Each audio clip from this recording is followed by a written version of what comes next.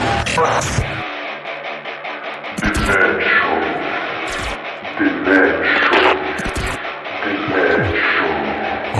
Radio Axe. 100% rock et metal, tous les jeudis soirs dès 21h. L'émission qui s'intrigue la web radio commence maintenant. Bonsoir à toutes et tous et bienvenue dans le Demen Show. Et oui, un Demen Show exceptionnel puisqu'il a lieu le samedi. Et oui, c'est exceptionnel, d'habitude vous nous retrouvez tous les jeudis à 21h et là c'est le samedi à 22h. Car oui, nous sommes là avec l'équipe du Demen Show pour vous parler d'un événement très très spécial. Et oui, le 14 mai prochain au Stade de France aura lieu la nouvelle édition du Rock in 1000. Et qui de mieux que 2 participants du Rock in 1000 pour animer à mes côtés. Il y aura tout d'abord Nico qui nous rejoindra dans quelques instants, mais aussi mon tonton Fifi. Comment ça va, Fifi ? Ça va mon nono, je suis super content d'animer ce soir cette spéciale Rock in 1000 du Demen Show pour différentes raisons, parce que déjà on va avoir 2 invités de renom, une fois de plus sur l'antenne de Radio Axe, donc c'est toujours un honneur pour nous, parce que dans une semaine avec Nico, j'aurai la chance de participer, et avec d'autres noms de Radio Axe, des anciens et des présents, des actuels. Je pense notamment à Armen, effectivement, qui œuvre aussi sur l'antenne de Radio Axe dans le Demen Show. Je pense à mon ancien camarade de jeu sur Radio Axe, mon Francky, qui sera aussi là parmi les bassistes du Rock in 1000. Et puis voilà, des copains comme son clavier, Kyrian, etc. Donc voilà. Et on pense d'ailleurs à tous les millions qui nous écoutent là. Si vous êtes peut-être pour la première fois à l'écoute du Demen Show, on pense à vous et cette émission elle est faite aussi pour vous. C'est ça. Et en fait, j'en rencontre beaucoup en ce moment et qui attendent avec impatience cette émission spéciale. Donc elle est pour vous. Je vous embrasse tous et là on va passer 2 très très bonnes heures, voire même plus, allez savoir. Je pense, oui. Hein, on est prêt à tout nous sur Radio Axe. On recule devant aucun sacrifice et notre responsable de Radio Nordine qu'on embrasse ne nous en voudra pas si on dépasse un peu, parce que pour un événement pareil, il n'y a pas de limite. Ça méritait, voilà, ça méritait un peu plus de temps. Et si on commençait cette émission, mon cher Fifi ? Eh ben, tout à fait, il est grand temps de la démarrer et c'est parti pour une spéciale Rock in 1000 du Demen Show. Bonsoir. Veuillez m'excuser si je prends un bout de papier. Le français, c'est pas ma langue maternelle. Je veux pas me tromper. C'est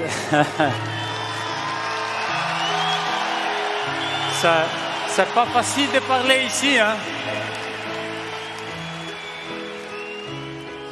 Ce n'est pas un show, ce n'est pas un spectacle comme les autres.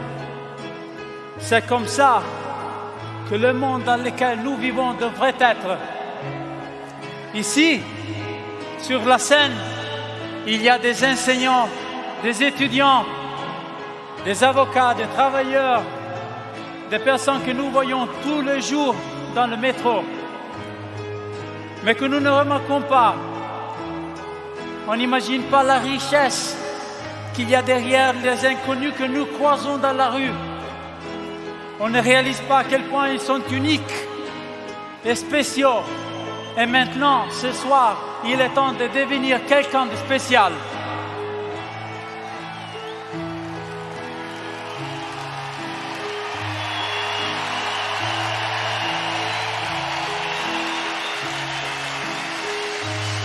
Être spécial signifie se laisser guider par ses rêves. Qu'importe le rêve, nos rêves sont toujours extraordinaires. Et il est temps d'être unis maintenant. Personne ne peut poursuivre un rêve seul. On n'est jamais seul, on est juste isolé. Et dans cet isolement, on ne peut pas savoir ce que l'on peut réaliser. Nous, par exemple, ensemble, nous avons réussi à remplir le Stade de France ce soir, non ? Ensemble. Essayons d'imaginer le monde comme un grand orchestre. où nous serions tous appelés à jouer ensemble. Alors, prenons nos instruments et jouons fort. Parfois, nous pouvons même être désaccordés, mais improvisons. Perdons-nous dans une vague de sons. Construisons des harmonies inoubliables. Et surtout, contribuons à la plus belle symphonie du monde, notre vie. Ça est Stick Together and Play Rock and Roll.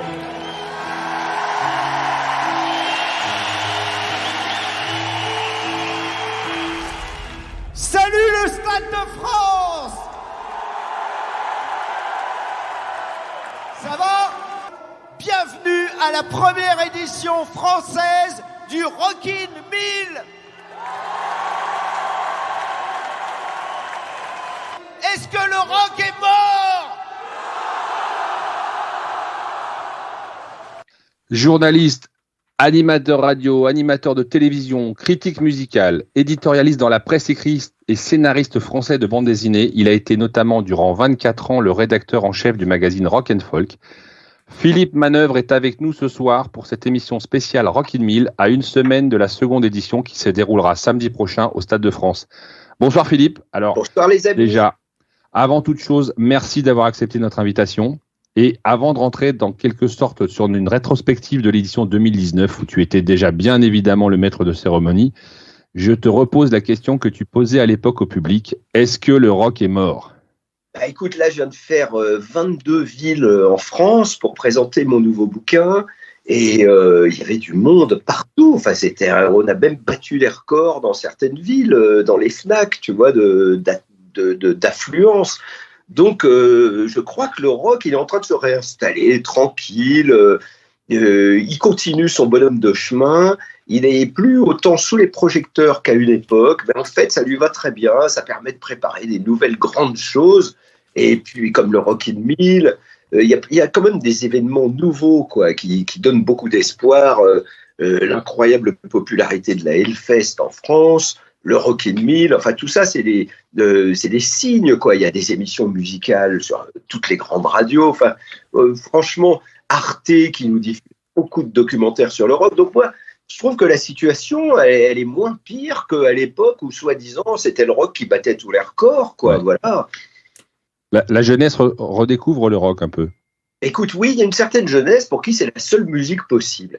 Il y a une jeunesse qui adore Booba, qui écoute du rap, qui va aller voir Eminem au Stade de France, mais bravo, c'est leur génération, c'est leur vie d'aujourd'hui, c'est bien. Mais il y a des gens qui tiennent au rock, il y a des familles où on sent que les gens pratiquent entre eux, font un petit groupe, jouent de la guitare toujours. Enfin, ouais, la guitare n'a jamais été aussi populaire. Quand je parle aux gens de chez Gibson, ils disent qu'avec le confinement, ça a explosé. Les gens se sont mis à jouer, que ce soit du piano, de la guitare. Il y a eu des nouvelles méthodes qui sont apparues, où en 2 jours, tu peux commencer à jouer avec efficacité. Donc, des nouveaux tutos, et tout ça a bien servi la musique finalement. D'accord. Alors ce soir, comme on l'a dit en préambule, on va parler essentiellement du Rockin' 1000, puisque c'est l'événement qui nous anime, le retour... le redémarrage des concerts finalement en France, des grands concerts, puisque ça va être la première date au Stade de France. Et pour ce faire, on va écouter un petit extrait parce qu'on n'est pas seul ce soir. Nono. Derrière moi, là, ils sont tous là, 1038 rockers. Ils sont venus faire vivre le rock pour vous ce soir. Le compte est bon. Pour diriger un orchestre pareil, il nous fallait un chef qui n'ait pas sa baguette dans sa poche. J'appelle notre chef d'orchestre du soir, Monsieur Alex Deschamps.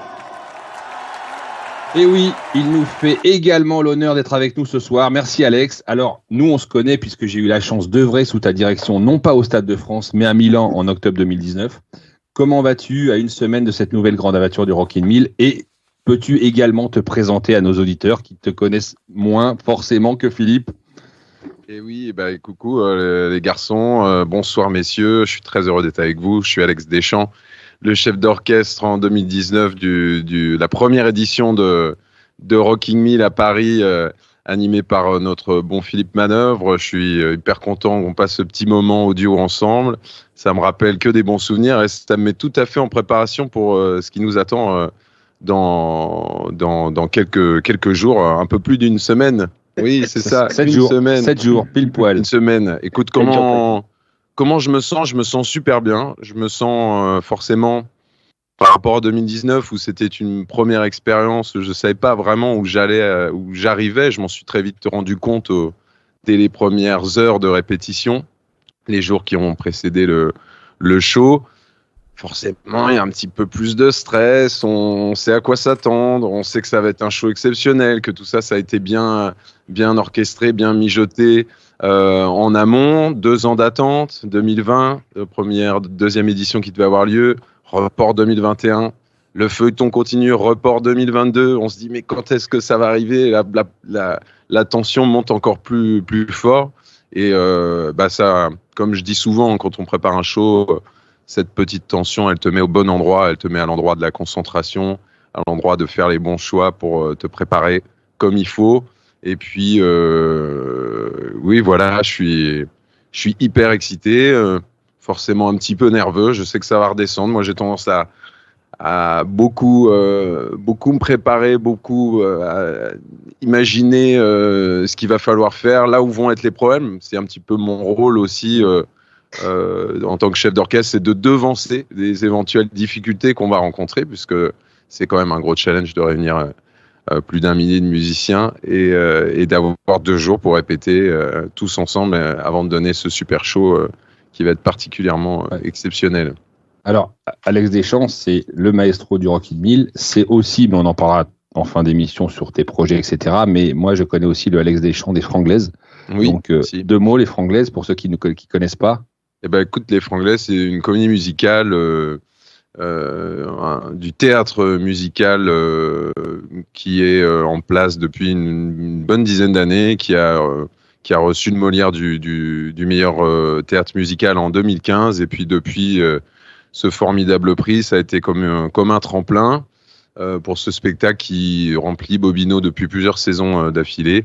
Et moi, j'ai eu le plaisir de rentrer dans ce collectif qui sont des gens que je connais, avec qui j'ai pu travailler sur des projets différents, qui sont issus du 9-4 et des quartiers Joinville, Nogent, Saint-Maur-des-Fossés. J'ai pu rentrer dans cette équipe en 2019 pour faire un premier remplacement sur un rôle. Et puis après, on m'a dit, est-ce que tu n'aurais pas envie de faire un autre rôle, celui du guitariste, un peu frimeur? J'ai dit, ça me va tout à fait. Et voilà, du coup... me voilà dans cette aventure depuis 2019. Voilà, forcément, une année après Covid, un peu, tout doit se relancer. Donc, j'espère qu'il y aura encore de belles années devant nous avec les Franglaises. Ok. Nico, une question pour Philippe? Alors, Philippe, on va revenir. Ouais. Aïe, alors on a un problème avec la connexion de Nico. Bon, alors je prends le relais. Est-ce que tu peux nous parler un petit peu de la genèse du projet? Allô?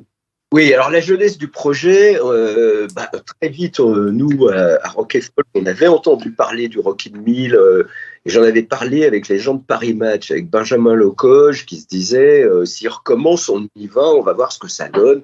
Donc on savait que ça existait, on avait tous vu cette histoire incroyable, donc de Cézena, les gens de Cézena, avec Fabio, qu'on ne connaissait pas du tout à l'époque, essayant de fédérer 1000 rockers pour appeler l'attention des Foo Fighters. Donc voilà, et puis moi, un jour de décembre 2018, j'ai 2 personnes m'ont demandé s'ils pouvaient me voir pour me parler d'un projet. Donc ouais, voilà, et je me retrouve en face de Frédéric Souplet du Stade de France, qui me parle du Rock in 1000, voilà, et qui me dit on a pensé à vous pour le présenter.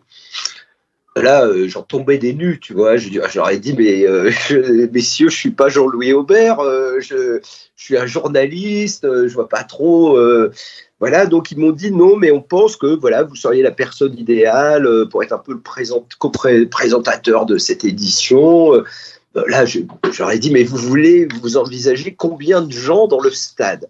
parce que je vais souvent au Stade de France, par mes fonctions de rédacteur en chef de Rock et Folk, je crois dire que j'y suis allé pratiquement à tous les grands concerts rock au Stade de France, tu vois, et donc je sais que c'est 85 000 places. Et là, ils me disent, oui, mais c'est la première, on sera très heureux si on fait 30 000. Voilà. Alors là, 30 000, je me dis, bon, c'est un gros Bercy, grosso modo, pourquoi pas?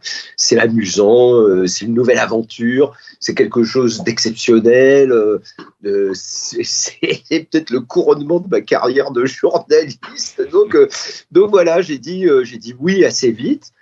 Et puis après, il y a eu une conférence de presse, j'ai rencontré Fabio Zaffanini, on a échangé, j'ai vu le choix des premiers candidats du Rock in 1000, j'ai découvert que ça ne serait pas que des virtuoses.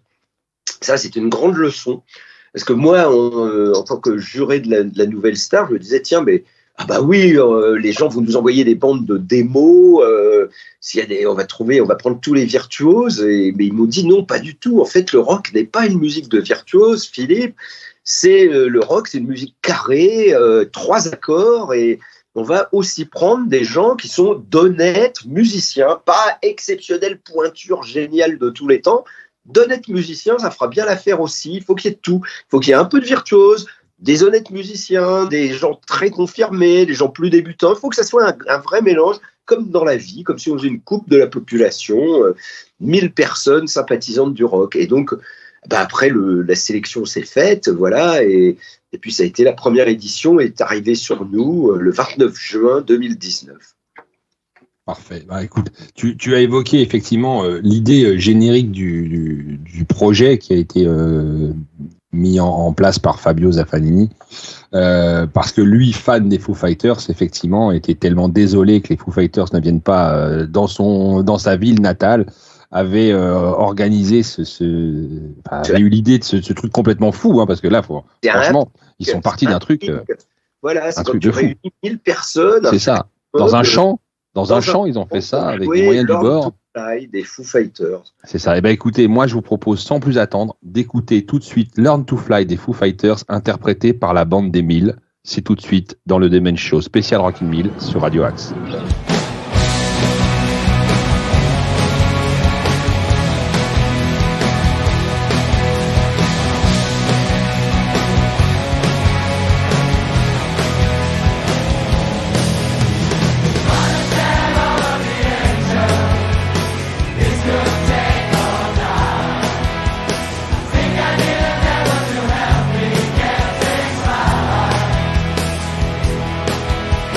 Only I can do it.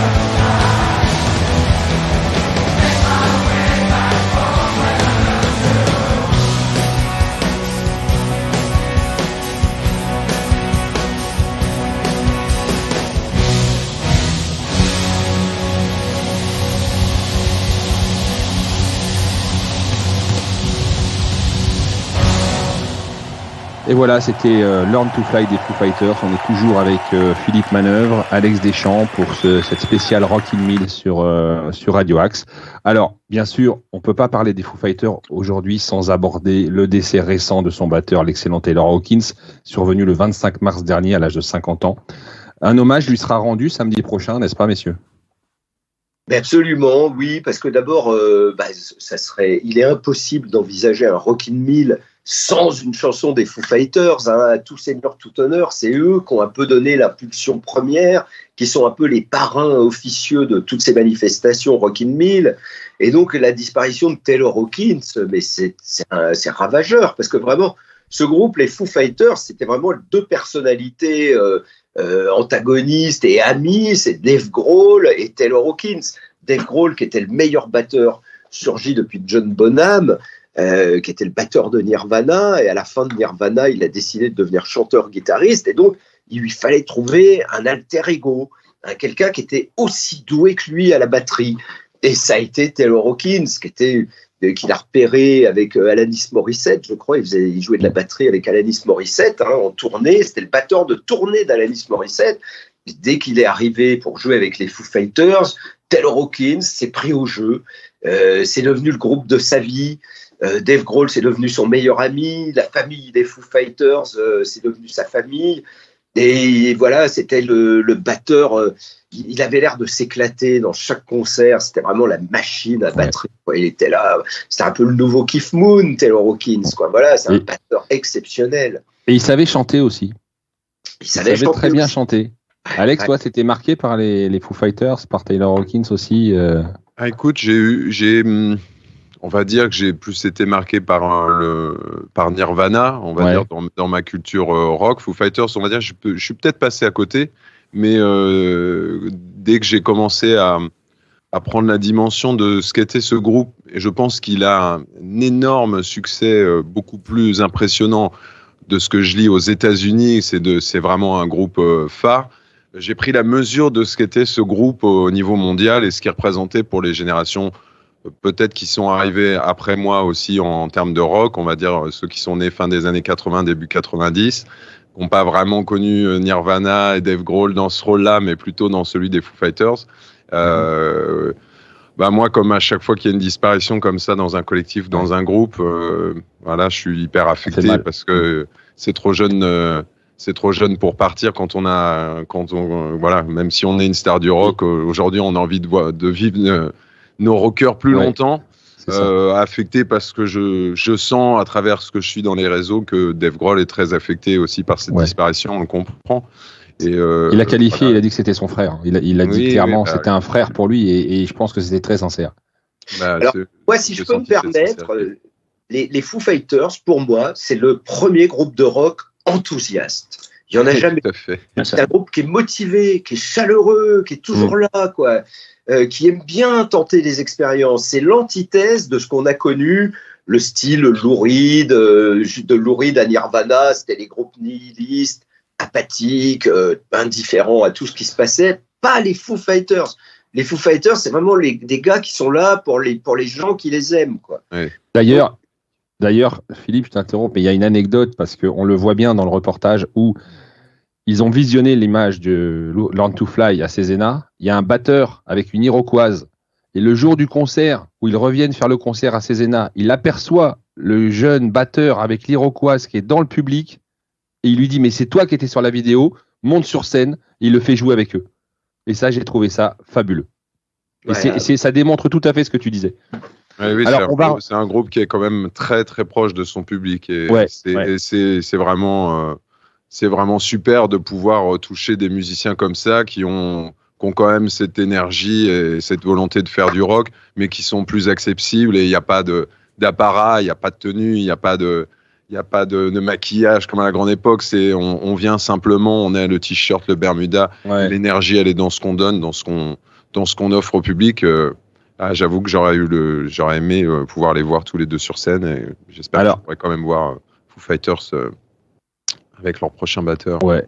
Alors puisqu'on parle de public, moi j'ai une question qui me brûle les lèvres, mais qu'est-ce que vous avez ressenti tous les deux quand vous êtes rentrés le 29 juillet 2019 dans cette arène ? Alors moi je commence. Oui. Moi, je suis rentré le premier, juste avant Alex, et donc et je tournais le dos au public parce qu'il y avait une espèce de chemin entre la sortie des loges du Stade de France, là où il y a les joueurs, et il y avait une passerelle. Je monte, et évidemment, je me retourne pas, tu vois. Je me suis retourné en arrivant en haut de la passerelle. Et là, j'ai failli lâcher mon micro parce qu'il y avait 55 000 personnes qui me regardaient. Et ces personnes, tu peux pas prévoir ça, quoi. Quand tu vois la foule, tu es là au centre, tu vois cette espèce de gigantesque masse de gens. Waouh, c'était impressionnant. Voilà, c'était le choc. Et toi, Alex, alors ? Écoute, oui, le choc, je veux dire, ce qui m'a traversé quelques minutes avant de monter sur scène, quand j'écoutais Philippe faire son introduction, le voir déjà partir, de pas être le premier à partir, ça aussi, le côté, on voit les autres partir, on sent cette tension qu'il y a dans tout le monde, parce que Philippe va rentrer, parce qu'il y a du monde, il y a Fabio qui est là à côté, on n'a jamais, enfin, personne n'a jamais vécu ça, aller rentrer pas devant une telle audience. Et je me suis dit, ce soir, j'ai pu faire des zéniths dans mes spectacles, j'ai pu faire des petites salles, des grosses salles, des moyennes, des gros festivals. J'ai jamais vécu ça et je me suis pas positionné vraiment comme un chef d'orchestre ou comme un musicien qui va aller dans un concert. Je me suis dit, mon pote, t'es un gladiateur et tu rentres dans l'arène, t'es Russell Crowe et tu vas y aller. Et là, il faut que tu sois sûr de toi. Bon. Il y a une espèce de montée d'adrénaline qui te vient à ce moment-là, qui est tellement puissante, je pense, qui va bien au-delà de toutes les drogues qu'on pourrait essayer dans sa vie. C'est vraiment un truc d'une force incroyable. Enfin, je veux dire, voilà, je me suis dit, c'est bon, on y va. Et dès que j'ai franchi le hall du Stade de France, je suis rentré dans ce petit corridor pour rejoindre Philippe, qui me passe le relais. C'est bon, j'étais là, j'étais bien, j'étais avec tout le monde. On avait vécu déjà des choses pendant 2 jours. Voilà. Ouais, c'est ça. T'as raison. On avait vécu des choses pendant 2 jours parce qu'il faut dire aux auditeurs qui sont pas forcément, voilà, ceux qui n'étaient pas des Miliens, que la veille, il y avait eu une générale, sans public, bien sûr. Alors, l'émotion n'était forcément pas la même parce qu'avec les cris du public en plus, ouais. Là, ça devait être particulier. Tu as quand même ce truc, je sais pas comment a vécu Philippe ce moment-là, mais cette générale dans ce stade vide, cet agglomérat de béton, d'acier qui est énorme et qui t'attrape, et il y a quand même une dimension hyper impressionnante. Déjà, tu te rends compte que demain, tout ça, ça va être rempli et qu'il va y avoir encore un degré supplémentaire de pression et de te sentir tout petit, quoi. Bon, après, avec 1000 personnes dans ton dos, tu te sens quand même bien soutenu. C'est ça. Et ça aide beaucoup. Et toi, tu as ressenti ça alors aussi, le stade vide, Philippe ? Bah, écoute, moi, le stade, moi, je le trouvais plein de musiciens. Moi, je faisais des rencontres ordinaires.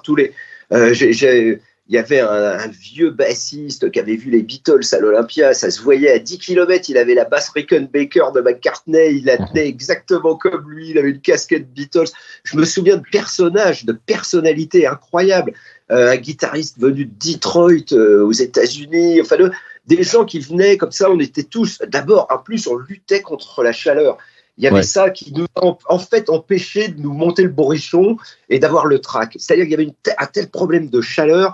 Je me rappelle, les batteries, elles faisaient 70 degrés au sol à midi. Quand le cagnard leur tombait dessus, on était obligé de leur mettre des couvertures de survie. On avait cette vague de chaleur. Enfin, il faisait 40 degrés dans le stade, 45 à certains moments. On ne pouvait pas répéter avant 9h du soir. Donc, cette vague de chaleur, en fait, c'était idéal parce que ça nous a permis de nous concentrer sur comment éviter la chaleur, comment faire notre truc. Et on n'a pas trop gambergé, comme dirait Jean Gabin, on n'a pas trop gambergé sur ce qui nous attendait. Voilà, et on y a été, comme dit Alex, fallait y aller façon gladiateur, quoi. Voilà. Ouais. En tout cas, une chose est sûre, c'est que pour tous les échos que j'ai eus, et ça s'adresse à toi, Philippe, c'est que tous les musiciens qui ont participé à cette édition étaient d'un avis unanime pour te dire un grand merci parce que tu as été à leur côté. Tu as vraiment été à leur côté pendant ces répétitions. Tu allais les voir et même après pendant le show, tu étais avec eux et tout ça. Évidemment, Alex était avec eux. Évidemment, mais Alex, il était sur sa scène.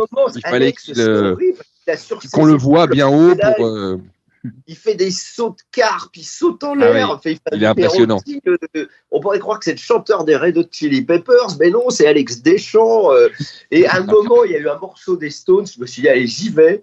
Moi aussi, je vais chanter avec les chœurs sur une chanson des Rolling Stones. Je suis passé par la scène, on s'est tapé dans les mains. Il y a eu un grand moment de ouais, on est tous là, on tient le choc, ça va. On sentait qu'on était au milieu du gué et ça se passait hyper bien. Donc c'était voilà, c'est là où il y a une espèce de solidarité qui est née, qui fait que tous les gens qui ont participé à cette aventure, de Alex, moi, mais tous les musiciens et tout, on a été marqués à vie. Au fer rouge, ça n'a pas fait mal du tout. Je confirme. On en redemande, mais c'est vraiment une expérience unique. Tu seras le bienvenu pour revenir chanter avec moi sur cette édition. On s'est déjà entraîné, donc c'est bon, maintenant on peut continuer, hein, on est prêt. Voilà, j'ai pas pu m'empêcher. Pour rebondir une dernière fois, c'est vrai qu'il y a quand je suis arrivé, qu'on allait démarrer les répétitions, quelques jours avant, j'ai été mis en contact avec l'équipe artistique, les gourous et tout ça. Puis j'ai eu une discussion avec Claudio, un des gourous guitare, qui me dit, je te préviens, on n'est jamais prêt à vivre ça. Là, tu vas vivre une expérience métaphysique forte. C'est comme un tsunami de rock'n'roll, un tsunami au-delà du rock'n'roll, un tsunami d'énergie, de communion qui va te transpercer et t'emmener. Et effectivement, je confirme, j'ai quand même... quand j'ai senti ces premières énergies-là dans les répétitions, et mon devoir, c'est de tenir la barre et de dire attention, on dépasse pas, on a du temps, comme dit Philippe. Un cagnard, pas possible. On a monté des 50 degrés dans l'intérieur du stade. Je voyais des chanteurs qui étaient mal. Enfin, comment on tient cette énergie comme presque un général des armées. De toute façon, quand on donne déjà quelque chose à un groupe de musique, qui soit 4 ou 5, en général, quand on donne bien les choses, que ce soit la partie Philippe ou la mienne, les gens te le rendent au centuple. Et là, ils te renvoient une énergie incroyable et sur laquelle tu peux avoir confiance et te laisser porter. Alors, niveau émotion aussi sur ce concert, il y en a eu une particulière, c'était sur le morceau Where Is My Mind des Pixies. Alors, comment tous les deux vous avez vécu ce moment? Est-ce que vous pouvez nous en parler un petit peu? Sur quel morceau? Where Is My Mind. Where Is My Mind. Pourquoi il y a eu un moment exceptionnel? Une émotion qui s'est dégagée dans le stade, non? Non, moi j'ai vu ça sur les White Stripes, sur le morceau Seven Nation Army, parce que à la fin du morceau Seven Nation Army, tout le stade s'est mis à chanter le loin.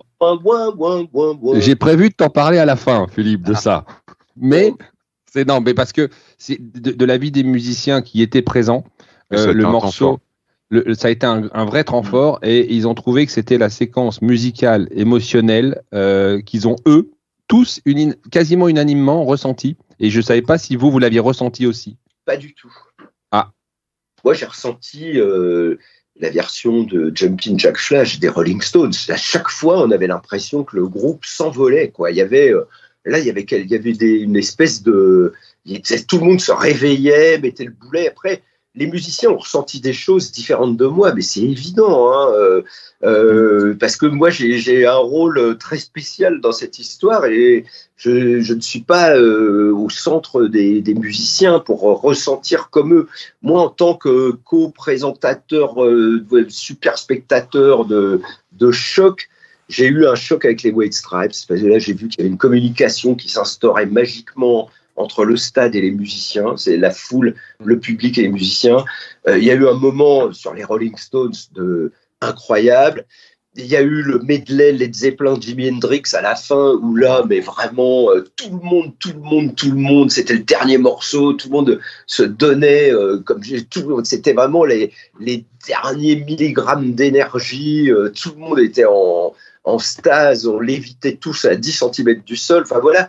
Moi, c'est tous ces moments-là qui m'ont frappé, quoi. On conclura l'émission justement avec le medley. Écoute, dans ce cas-là, quoi qu'il en soit, je propose qu'on s'écoute le morceau de Where Is My Mind. Je te dirai après ce que j'en ai pensé de ce moment-là. Avec plaisir, Alex. Donc tout de suite, Where Is My Mind des Pixies dans le Demen Show sur Radio Axe. Mais attention, par l'Emilien.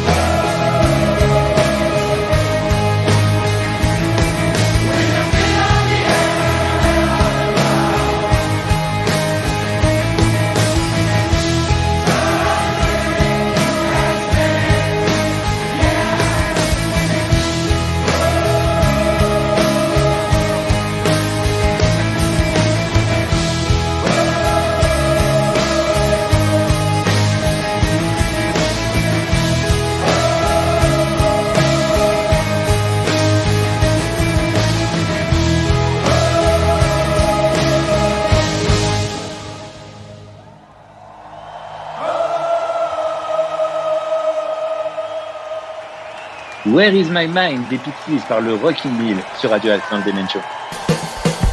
Demen Show. La puissance du rock. Donc l'émotion dont on parlait tout à l'heure, Alex, donc toi, qu'est-ce que tu as ressenti à ce moment-là ?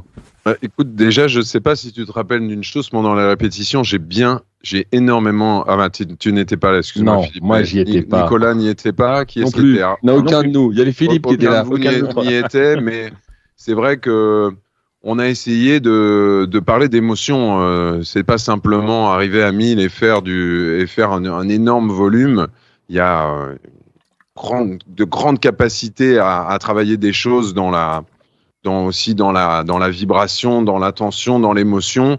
Il y a un moment dans les répètes, ça n'allait pas, ce morceau. J'étais en train de dire, mais on n'y croit pas à votre folie, on n'y croit pas à ce que vous êtes en train de raconter, les chanteurs. J'étais plutôt vers les chanteurs à ce moment-là, parce que c'est vrai que cette chanson, c'est comme un cri d'alerte. Elle a quelque chose de particulièrement forte. Elle a un tempo assez imposant. Et puis, je savais aussi que ça allait être le moment où le stade allait tomber dans la pénombre, dans l'obscurité, où on allait passer de cette intro un peu éclairée, puisqu'on jouait quand même fin juin et que les journées étaient très longues, à un moment où on allait tomber dans cette obscurité. Et là, effectivement, je m'attendais pas à ce que ça soit aussi fort, mais j'ai dit attention, ça va être un moment très fort. J'ai prévenu pendant la répétition, et si on joue cette carte-là, les gens vont nous le rendre, le public va nous le rendre au centuple. Et là, effectivement, vient s'illuminer tout le stade d'une flopée de dizaines de milliers de téléphones qui vous renvoient cette lumière que vous êtes en train de chanter, ce que vous donnez. Et là, j'étais transpercé de frissons. J'ai senti que tout le monde mettait un cœur. Et c'est vrai qu'elle est très belle, cette version, et ce qu'on donnait les chanteurs, et tout le monde, la lourdeur des batteries, la lourdeur des accents de guitare. Et il s'est passé quelque chose, voilà, comme je l'avais un peu pressenti sur ce passage-là. Et il y a eu, pour moi, plusieurs phases très importantes dans le concert, comme a cité Philippe tout à l'heure avec les White Stripes. Et je pense aussi à un autre monde qui a créé un truc incroyable. Au moment où on a joué les premières notes, toute une génération de gens qui ont adoré Téléphone, qui ont tellement vibré sur cette musique. Et on est en France, les gars, on va jouer du Téléphone. Mais il y a eu ça, il y a eu Johnny, il y a eu Nono qui était là. C'est passé tellement de moments forts, que je pourrais pas dire qu'il y a eu un moment plus fort qu'un autre. Des moments différents. Alors, les musiciens, vous les côtoyez, désormais vous en côtoyez aussi quelques-uns, vous avez des échanges parfois via les réseaux, et certains d'entre eux, et même tous, disent qu'une famille est née, la famille d'Emilien, là, tous ces musiciens. Ils sont, qu'ils soient français ou étrangers, vous avez ressenti ça ? Ah ben oui, bien sûr, oui. Non, mais c'est une expérience... c'est comme d'aller au pèlerinage de Lourdes. Quand on est dans le train, on a des gens avec qui on va être liés toute la vie, quoi. Voilà, il y a quelque chose qui s'est passé, c'est vrai, qui était de l'ordre d'une espèce de mystique. Moi, j'ai été très fier parce que il y avait des morceaux punk. Il y avait un morceau des Clash, il y avait un morceau des Ramones, et je trouvais ça formidable qu'on ait réussi à montrer tous les aspects du rock.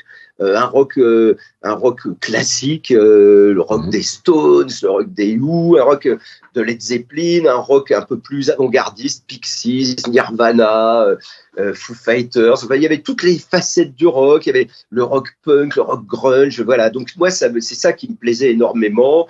Et effectivement, le stade nous suivait. Le stade était enthousiaste. Mais dès l'arrivée des musiciens, il y a eu un moment incroyable où tout le stade est rentré en éruption, quoi. C'était formidable.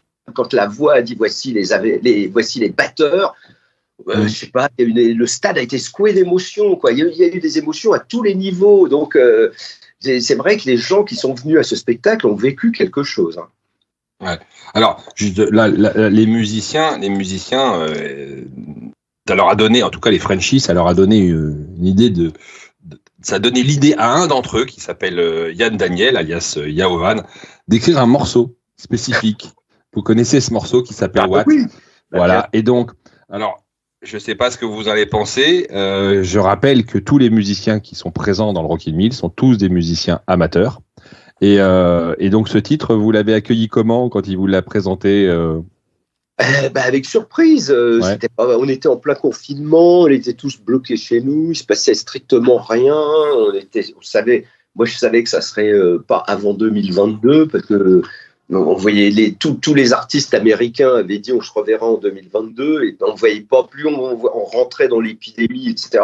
Et donc quand ce morceau est arrivé, c'était, je dirais, c'était bienvenu, c'était waouh, ça continue, il y en a qui font quelque chose, puis c'était juste un peu d'actualité, un peu de fraîcheur, quoi, dans un monde où on se demandait tous les jours si on ressortirait dehors à un moment, quoi. Ouais, donc il a osé, il a lancé ce truc-là. Toi, tu l'avais reçu aussi le morceau, Alex, j'imagine. Oui, je l'ai reçu. Je l'ai reçu une fois qu'il a été fait. J'avais été mis au courant effectivement de ce projet-là. J'avoue que j'ai eu aussi un moment un moment difficile dans ma vie et tout. J'ai pas été très présent à ce moment-là. J'avais besoin vraiment d'être dans le recueillement et de profiter un petit peu bêtement de cette coupure brutale et de la vivre comme ça. Comme je l'ai déjà dit à ceux qui ont monté ce projet et à Yann, je trouve que c'est un super cadeau que nous faire à nous tous, à tous ces participants, à Philippe, à moi, à Fabio, à l'équipe des Italiens, en leur montrant un peu le plus beau résultat. Qu'est-ce qu'on fait derrière un rassemblement comme ça? On a joué les chansons des autres, on va faire notre musique aussi. Et on va proposer quelque chose qui nous tient. Voilà. Donc, moi, j'étais hyper emballé par le projet. J'aurais aimé pouvoir y participer, mais c'était pas possible dans les pas le bon moment. Non, c'était pas le bon moment. Voilà. Moi, j'ai été très fier parce que j'étais pas au Stade de France, donc je disais, j'ai pas la légitimité, Yann. Si, viens, vas-y. Et du coup, j'étais super fier. Et donc, je vous propose de l'écouter tout de suite. Au stade de la semaine prochaine. Voilà. Tu vois, ça fait le boulot. C'est ça. Et donc, je vous propose d'écouter tout de suite Watts pour We Are 1000 sur Radio Axe dans le Demen Show.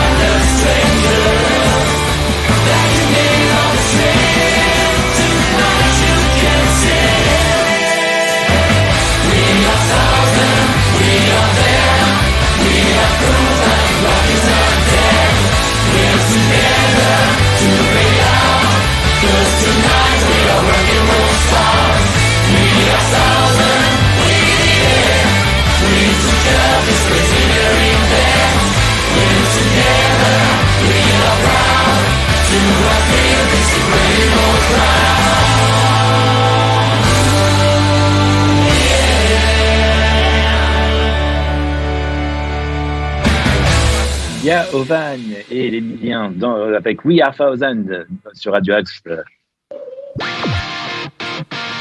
Demen Show sur Radio Axe, l'émission qui secoue ta web radio.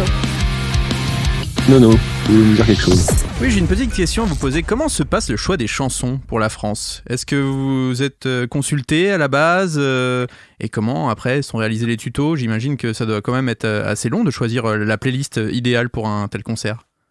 Oui, puis elle change souvent. C'est ça le problème aussi, tu vois. C'est que là, on avait mis Back in USSR des Beatles.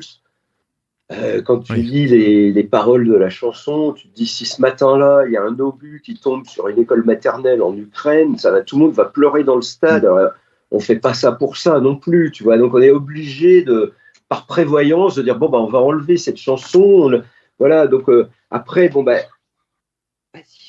pardon, excusez-moi. Évidemment, il y a des chansons. On discute avec les Italiens, les gens du stade. Les gens du Stade de France ont envie d'ajouter du rock français. Ils pensent que c'est vraiment c'est superbe, que ça fait partie. La réaction a été fabuleuse sur Un autre monde. Jean-Louis Aubert l'a rediffusé sur son site. Enfin, vraiment, on n'a eu que des félicitations pour les morceaux de rock français. Et donc là, cette année, on va en avoir un petit peu plus. Il y a Richard Kolinka qui va venir pour jouer Un autre monde avec les 300 batteurs, dont son fils qui sera au milieu. Non, mais c'est vraiment, ça devient une affaire de famille. Et je trouve ça génial parce que moi, j'ai une théorie sur le rock et la mort du rock. En fait, le rock n'est pas un être de chair et de sang. Le rock ne peut pas mourir. Mais comme la polka, il peut devenir une forme musicale surannée dont on ne parle plus beaucoup. Donc il faut qu'il y ait des musiciens qui jouent avec le rock, qui s'amusent avec, qui prennent le rock sous leurs bras, qui partent avec. Et c'est tout ça l'entreprise du Rock in 1000. Et c'est fabuleux. Et je trouve fabuleux que les musiciens qui ont enregistré ces chansons mythiques viennent jouer avec les gens du Rock in 1000. C'est leur donner une grande bourrade et dire bravo les mecs, c'est bien. On est content de ce que vous faites. Donc, avoir Nono de Trust, avoir Richard Kolinka de Téléphone et des Insus, avoir Mathieu Chédid, alias M, qui seront là avec nous. Ça renforce l'entreprise. Et voilà, on ne désespère pas, on continue à lancer des invitations et à préparer. On essaye de préparer le meilleur spectacle du monde. Donc, après, c'est. Les hymnes du classique rock, malheureusement, il n'y en a pas des milliers. Mais il y en a quand même une grosse centaine. Voilà, donc on pioche là-dedans.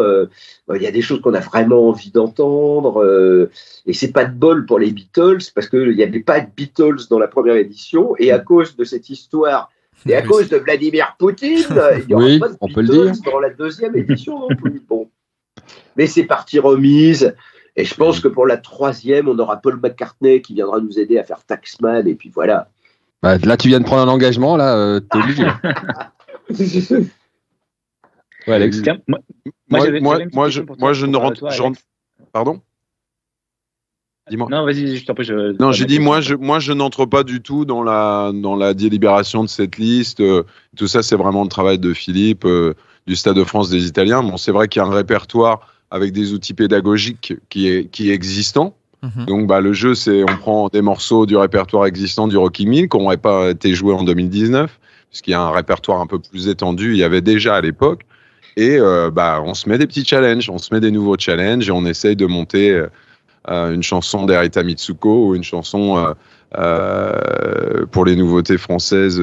Antisocial. Oui, et Trust, Antisocial, qui sont des très gros challenges pour les Italiens. Pour la communauté française des musiciens, dont c'est la culture forcément un peu plus facile, mais pour tous ces chanteurs qui vont être italiens, espagnols, anglais, d'envoyer le toast que peut avoir Bernie Bonvoisin ou la folie cantatrice d'Erita Mitsuko et de sa leaduse.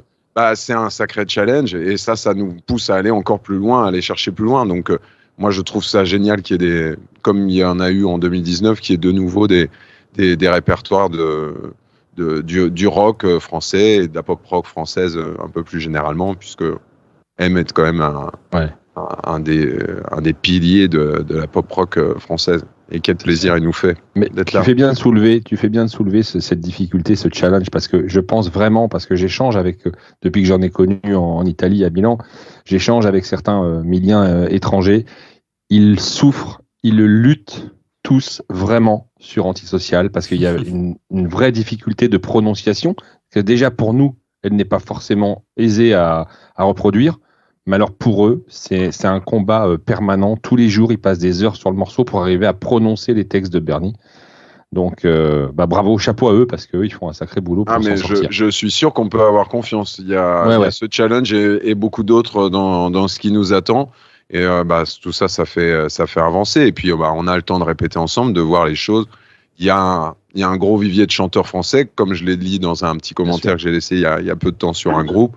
On a aussi des camarades qui sont dansés leur culture, sur lesquels on va se porter. Et bien sûr, l'idée, c'est que ça soit le plus incisif possible. Donc, il y aura peut-être des aménagements à refaire pendant les répétitions. C'est entre ce qu'on vit déjà aussi sur Internet, chez soi, seul, avec ses écouteurs. Et quand on va avoir l'ensemble de ses coéquipiers avec soi, ça va changer beaucoup de choses. C'est tout à fait vrai. Donc, c'est super challenge. Moi, je n'aime que les challenges. Donc, j'adore quand... la barre est très haute et quand je sais que les gens vont se donner parce que voilà, pour ceux qui l'ont connu, ils savent quelle chance c'est d'être ici, et pour ceux qui l'ont pas encore connu, l'ont bien compris. Tu veux poser une question, Nico? J'avais une petite question pour Alex. On a parlé des guests, on a parlé de M, on a parlé de Richard Kolinka. Est-ce que en tant que chef d'orchestre, tu te coordonnes avec eux un petit peu avant l'événement par message ou par téléphone, ou c'est vraiment au moment des répètes avec les 1000 musiciens? Coordonné avec Richard, il n'y a pas eu d'entretien pour l'instant, parce que c'est une partie assez dessinée et que ça se passe pas pour l'instant entre lui et moi. Je pense qu'on se verra plutôt aux répétitions. Pas de raison, en tout cas, sauf s'il avait effectivement des questions sur sa participation et comment ça va se passer. Mais je pense que à la limite, c'est pas moi qui ai forcément ces réponses. Sur Mathieu, ça a été différent parce que l'idée est déjà née un petit peu entre 2020 et 2021 de sa participation. Il s'est tout de suite hyper impliqué dans ce qu'il allait pouvoir faire avec nous, avec les 1000. Et puis, j'ai eu le plaisir que tout le monde me fasse confiance pour réarranger sa musique pour lui et les 1000. Et même si on ne s'est pas rencontré physiquement et qu'en visio, parce qu'il y a eu le troisième variant, et que ça nous a empêché de nous voir, j'ai pu échanger avec lui à 2 reprises sur le travail qui n'avait pas été encore fait, qu'il allait falloir faire, et après avoir rendu ma copie, comme on dit. En fait, construire un concert comme le Rock in 1000, indépendamment des invités, etc., c'est un immense travail, on l'a dit, et on va encore en parler. Comment ça se passe au quotidien pour vous deux? Tu sais, moi, c'est les interviews, la promo, populariser le Rock in 1000, être là, répondre aux questions des journalistes, toujours sur le coup. Voilà, donc c'est ma vie de Philippe Manœuvre, quoi. Voilà, j'essaye d'être là, d'avoir le sourire, d'être en forme, d'expliquer à tous les médias ce nouveau concept, pourquoi il faut y aller, etc. C'est ça mon job, moi, le jour du concert, à la limite, c'est voilà, maintenant on le fait. La délivrance. Et, moi, ça fait 3 ans là que je suis dessus, donc je peux pas y penser tous les jours, parce que sinon je me serais jeté par la fenêtre. Ça aurait été trop dur d'attendre aussi longtemps. Non, on essaie, on essaie d'être pro, le doigt sur la couture, d'être cadré, d'être sur le coup. Toi, Alex? Comment me préparer je pense, là, en tout cas, je me suis... parce que physiquement, j'ai vécu un truc très, très fort qui m'a transpercé. Je me suis dit, il faut que tu arrives cette année beaucoup plus préparé physiquement. Parce que déjà, je ne savais pas comment j'allais diriger ces 1000. C'est venu instinctivement, tu sais, sais pas, mais à la base, j'ai fait ces 2 jours de répétition en 2019, sans pupitre, sans rien. Je connaissais mes parties par cœur, je savais ce qu'il allait être joué. J'étais vraiment d'être libre de mes mouvements, et je dis, mais comment on peut diriger un orchestre comme ça? Il faut un engagement physique. Donc, je me suis mis dans un engagement très physique, à faire effectivement des sauts, à aller très vite chez les guitar rides, me déplacer entre les, enfin voilà. Et ça a commencé dès les premières répétitions. On a fait cette générale où il y avait, depuis plusieurs jours, on attendait puis moi je demandais tous les jours où est le porte-pupitre, le porte-partition qui m'attend, parce que j'ai pas envie de le découvrir le soir de la générale. Et il arrive pour la générale, et là j'ai un énorme beau pupitre en bois aux couleurs du Rocking Mill, incroyable. Mais en fait, ce pupitre me gêne considérablement. Oui, c'est-à-dire, je ne peux rien faire avec lui. J'ai dit, les gars, depuis 2 jours, ça a eu lieu après le brief de général. J'ai dit, depuis 2 jours, il me voit libre de mes mouvements et tout ça. Franchement, faites-moi plaisir, enlevez-moi ce pupitre et on passera une excellente soirée. Et ils seront beaucoup plus avec moi. Voilà. Bon, ceci étant, c'est vrai que physiquement, ça a été très éprouvant, de par la chaleur, de par la longueur des journées, de par la concentration que ça demande, et je veux dire, d'être transpercé par ce son qui te vient, et t'es en plein cœur de ça. Je me suis dit, mon coco, tu vas pas mettre 2 mois à récupérer comme en 2019, tu vas te préparer physiquement. Donc je me fais une bonne prépa physique, un peu sportive. J'ai la chance de vivre au milieu de la forêt, donc là, j'ai commencé un training à sortir tous les jours. Je me mets le répertoire, je me projette, je m'imagine. Voilà, je me prépare comme ça. Et puis, après, c'est des moments posés ici au studio où je répluche les morceaux.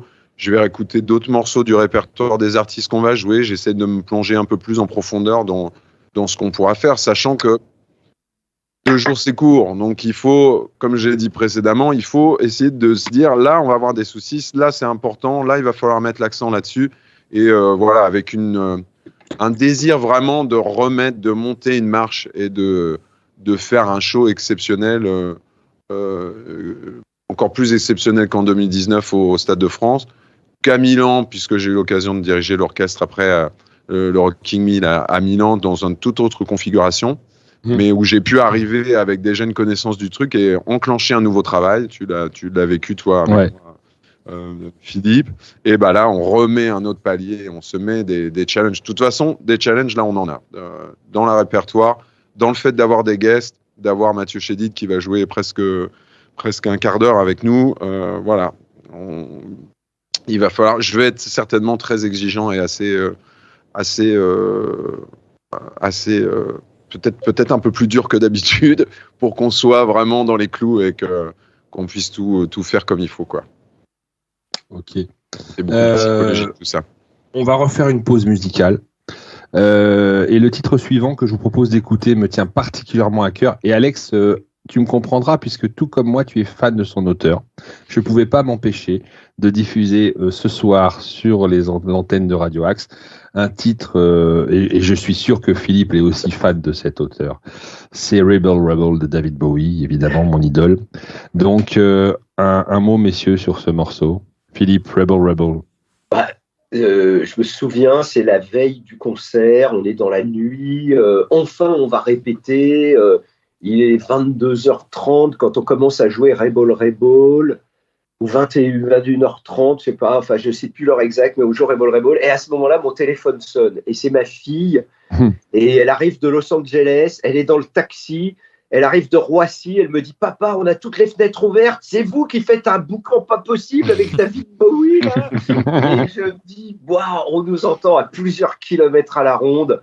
Bravo, merci David Bowie. » C'est pour moi, c'est un souvenir, c'est ça le souvenir, quoi, voilà. Bon, Rebel, c'est un rock prodigieux que David Bowie compose dans sa période glam la plus pure et dure, vers 74.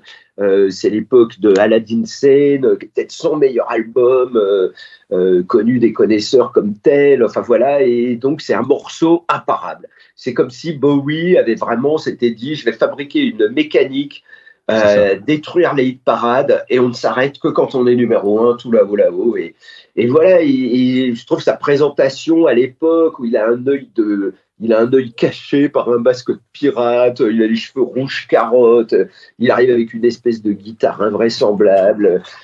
C'est comme ça que c'est brillant le rock, quoi. Voilà, c'est quand des David Bowie s'en occupent et réécrivent les partitions générales.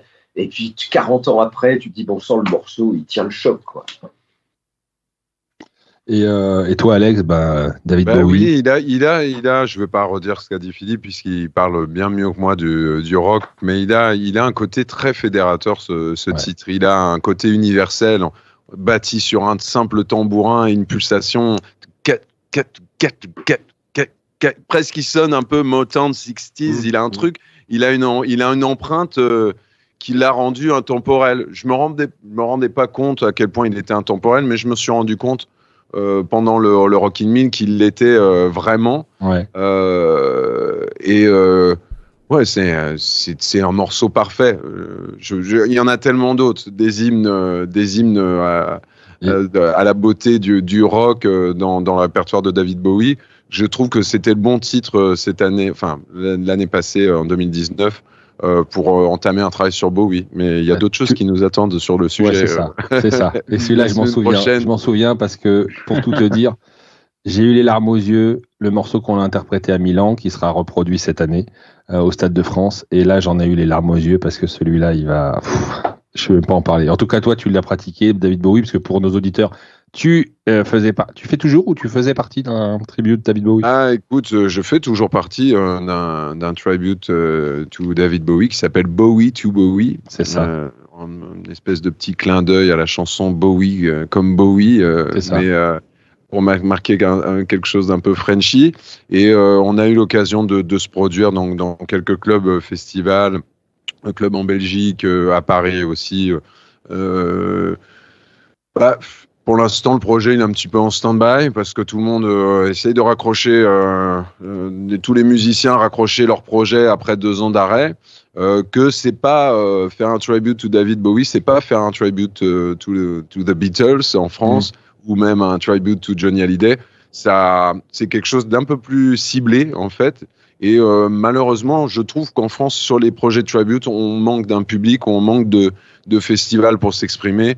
Comme il peut y en avoir un peu plus en Allemagne, au Danemark, en Belgique. Je ne sais pas si Philippe a déjà eu ce ressenti-là, mais c'est pas évident de trouver forcément notre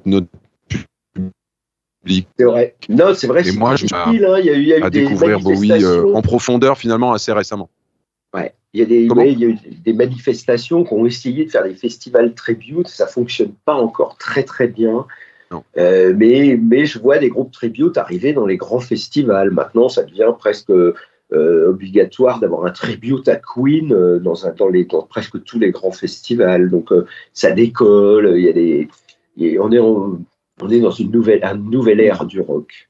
Oui, et puis après, David Bowie, c'est une icône. C'est quelqu'un qu'on n'a pas envie de singer. C'est quelqu'un qu'on n'a pas envie de faire comme faisait David Bowie, puisque lui seul était capable de le faire. Et moi, j'aime pas trop ça. Ce que j'aime bien et ce que j'aimerais développer avec ce projet, c'est amener plus un travail de théâtralité dans le répertoire de David Bowie, en travaillant peut-être autour d'idées simples comme les costumes de Bowie et ce qu'il représente, les personnages qu'il a représentés. Je trouve qu'il y a quelque chose à faire de plus profond. On a essayé de rendre un bel hommage pendant le premier lockdown, premier confinement en France. Voilà, avec un projet sur Quicksand, un super morceau qui est dans Kiddery, je crois, l'album. Absolument, c'est le dernier morceau. C'est ça, tout à fait. Et alors, en attendant, faire quelque chose de différent. En attendant, on va s'écouter tout de suite Rebel par les 1000 et on enchaînera avec le fameux Jumping Jack Flash que Philippe a tant apprécié. C'est tout de suite sur Radio Axe, Rebel et Jumping Jack Flash.